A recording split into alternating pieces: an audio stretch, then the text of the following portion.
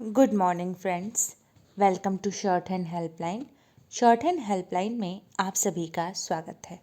तो चलिए स्टार्ट करते हैं आज का डिक्टेशन, जिसकी स्पीड होगी 80 शब्द प्रति मिनट दैनिक जागरण और 100 शब्द प्रति मिनट जनसत्ता संपादकीय से। लेकिन उसके पहले आउटलाइंस की एक झलक देख लेते हैं। वीडियो को पॉज करके आप आउटलाइंस की प्रैक्टिस कर सकते हैं, या फिर इसके पीडीएफ भी हमारे टेलीग्राम चैनल पर सभी के लिए उपलब्ध कराई जाती है, जो कि फ्री है। उसके लिए आपको कोई चार्ज नहीं करना है। और ये है जनसत्ता संपादकीय की आउटलाइन। तो चलिए अब बढ़ते हैं डिक्टेशन की तरफ। डिक्टेशन लिखने से पहले आप सभी लोगों से रिक्वेस्ट है कि वीडियो को लाइक, कमेंट और शेयर ज़रूर करें। और यदि हमारे चैनल को आपने सब्सक्राइब नहीं किया है तो अभी सब्सक्राइब कर लीजिए, और बगल में जो नोटिफिकेशन बेल आइकन है उसे दबाना बिल्कुल भी ना भूलें।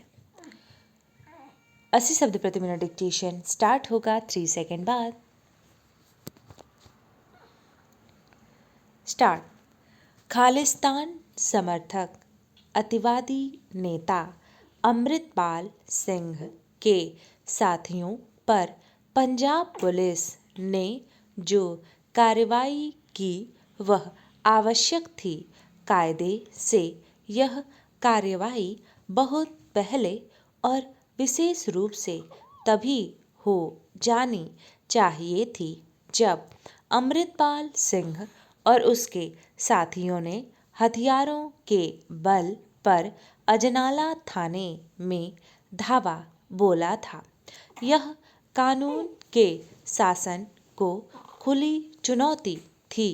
इस घटना के तत्काल बाद कोई कार्रवाई न होने से न केवल पंजाब पुलिस के मनोबल पर विपरीत असर पड़ रहा था, बल्कि पंजाब सरकार के इरादों पर भी सवाल उठ रहे थे। पैरा। यह मानने के अच्छे भले कारण हैं कि केंद्र सरकार की ओर से चिंता जताए जाने के बाद ही अमृतपाल पर शिकंजा कसने का फैसला लिया गया। उसके साथियों को जिस तरह गिरफ्तार कर असम ले जाया गया, उससे यही स्पष्ट होता है कि यह जो कार्रवाई हुई उसमें केंद्र सरकार का भी सहयोग और समर्थन रहा। जब कहीं आंतरिक सुरक्षा के लिए खतरा पैदा किया जा रहा हो, तब केंद्र और राज्य के लिए मिलकर सक्रिय होना आवश्यक होता है। पैरा। यह अच्छा हुआ कि पंजाब में ऐसा ही हुआ, लेकिन अमृतपाल के खिलाफ कार्रवाई में जिस तरह देरी हुई उससे सबक सीखने की आवश्यकता है। अमृतपाल केवल भारत विरोधी ताकतों के हाथों में ही नहीं खेल रहा, बल्कि पंजाब में अतिवाद और अलगाववाद को भी हवा दे रहा। उसके खिलाफ कार्रवाई में देरी से लोगों के बीच गलत संदेश जा रहा था। पैरा। यह समझना कठिन है कि पंजाब पुलिस के इतने व्यापक और सघन अभियान के बाद भी अमृतपाल फरार कैसे हो गया। कहीं ऐसा तो नहीं कि उसकी गिरफ्तारी को किसी रणनीति के तहत सार्वजनिक नहीं किया जा रहा है। सच जो भी हो, पंजाब पुलिस को भगोड़े अमृतपाल की गिरफ्तारी सुनिश्चित करनी होगी। केवल उसकी गिरफ्तारी ही आवश्यक नहीं है, बल्कि यह सुनिश्चित करना भी जरूरी है कि उसके समर्थक नए सिरे से सिर न उठाने पाएं। यह भी देखना होगा कि कोई नया अमृतपाल न पैदा होने पाए। इसकी आशंका इसलिए है क्योंकि पंजाब में कुछ तत्व ऐसे हैं जो खालिस्तान समर्थकों को हवा देते रहते हैं। पैरा, यह भी कोई छिपी बात नहीं कि ऐसे तत्व देश के बाहर भी हैं। वे कनाडा, ऑस्ट्रेलिया, ब्रिटेन आदि देशों में तो है ही, पाकिस्तान में भी है, जहां भारत सरकार को यह देखना होगा कि इन तत्वों पर लगाम कैसे लगे। वहीं पंजाब सरकार को इस पर ध्यान देना होगा कि राज्य में खालिस्तान समर्थक अतिवादी तत्वों पर अंकुश लगाने में कोई कोताही न बरती जाए। इसके लिए पंजाब पुलिस को प्रोत्साहन देने और उसके मनोबल को ऊंचा रखने की ज़रूरत है। पंजाब सरकार को इस तथ्य की अनदेखी नहीं करनी चाहिए कि 1980 के दौर में खालिस्तानी आतंकवाद पर लगाम लगाने का काम उसकी पुलिस ने ही किया था। 80 शब्द प्रति मिनट डिक्टेशन समाप्त हुआ। अब बारी है 100 शब्द प्रति मिनट के डिक्टेशन की। उसके पहले हम बता दें, यदि आप हमारी पेड सीरीज को ज्वाइन करना चाहते हैं तो आप डिस्क्रिप्शन बॉक्स चेक करके आप वहां से हमें डायरेक्ट मैसेज कर सकते हैं और डिटेल के लिए पूछ सकते हैं। डिटेल, डेमो इत्यादि के लिए आप हमसे उसी लिंक पर क्लिक करके पूछ सकते हैं। तो चलिए अब पढ़ते हैं 100 शब्द प्रति मिनट के डिक्टेशन को। 100 शब्द प्रति मिनट डिक्टेशन स्टार्ट होगा 3 सेकेंड बाद। स्टार्ट। खालिस्तान समर्थक अमृतपाल सिंह का पुलिस घेरे से निकल भागना कई सवाल खड़े करता है।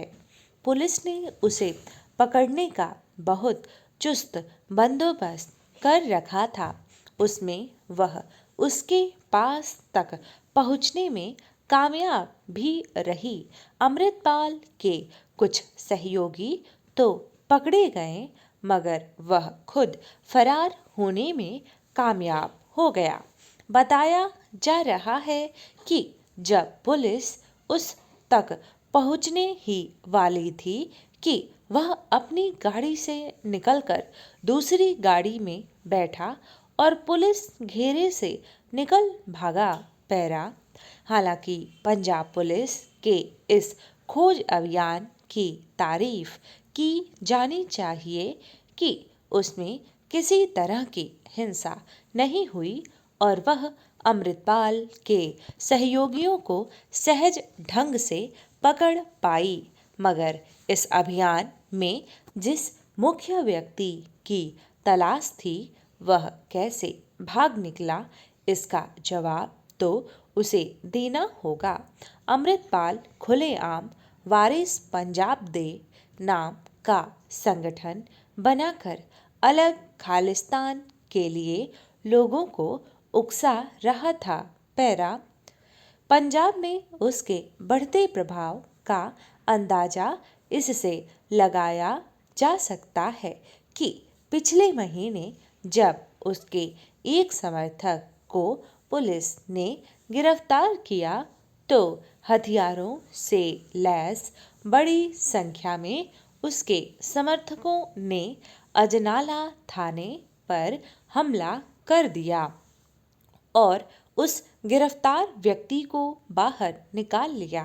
पैरा, अजनाला की घटना के बाद से ही पंजाब पुलिस अमृतपाल को गिरफ्तार करने की योजना बना रही थी मगर उसे कामयाबी नहीं मिल पा रही थी। आखिरकार केंद्रीय गृह मंत्रालय ने इसमें दखल दी और उसकी गिरफ्तारी की योजना बनी। आशंका थी कि अमृतपाल की गिरफ्तारी के बाद लोग सड़कों पर उतरकर उपद्रव शुरू कर देंगे, जिसे संभालना मुश्किल होगा। दरअसल अमृतपाल गुरु ग्रंथ साहिब की आड़ लेकर अपने आंदोलन को आगे बढ़ा रहा है। इस वजह से सिख समुदाय के लोगों को भावनात्मक रूप से अपने साथ जोड़ने में कामयाब हो पाया है। पैरा मगर पंजाब की बड़ी आबादी किसी भी रूप में फिर से अलगाववादी गतिविधियों को सिर उठाते नहीं देखना चाहती। अमृतपाल की गतिविधियों को किसी भी रूप में आंदोलन नहीं कहा जा सकता। वह अलगाववाद को उकसा रहा है। पंजाब पहले ही इस आग में बुरी तरह झुलस चुका है। पैरा मगर अमृतपाल जैसे लोग इसलिए पंजाब में इस चिंगारी को हवा देने में कामयाब होते रहे हैं कि उन पर ठीक से शिकंजा नहीं कसा जा सका। जब से पंजाब में आम आदमी पार्टी की सरकार आई है, अलगाववादी ताकतों ने खुलकर अपनी गतिविधियों को तेज कर दिया है। इसलिए स्वाभाविक ही पंजाब की नई सरकार पर अंगुलियां उठ रही हैं। पैरा अच्छी बात है कि अमृतपाल के 75 से अधिक समर्थकों को गिरफ्तार कर लिया गया है और कुछ खतरनाक माने जाने वाले समर्थकों को असम की जेल में भेज दिया गया है। पुलिस अभी और लोगों की तलाश में जुटी है। इससे वारिस पंजाब डे के जरिए खालिस्तान समर्थक गतिविधियों पर कुछ लगाम लग सकेगी। पैरा मगर जिस तरह अमृतपाल पुलिस की आंखों में धूल झोंक कर या किसी भीतरी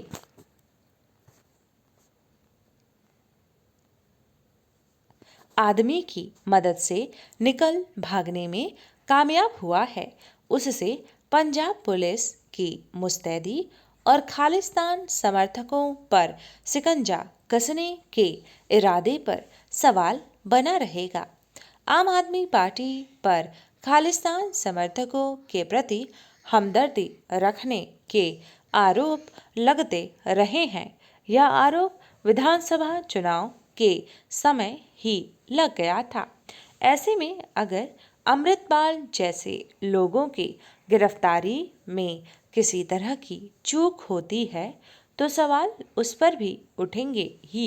उसे इस मामले में अपनी पक्षधरता स्पष्ट करनी होगी। डिक्टेशन समाप्त हुआ। यह डिक्टेशन सोमवार को ही अपलोड होने वाली थी, लेकिन इसमें वॉइस नहीं थी, इसलिए इसे अपलोड नहीं किया गया था। तो चलिए मिलते हैं नेक्स्ट वीडियो में। टिल देन अपना ख्याल रखिए। धन्यवाद।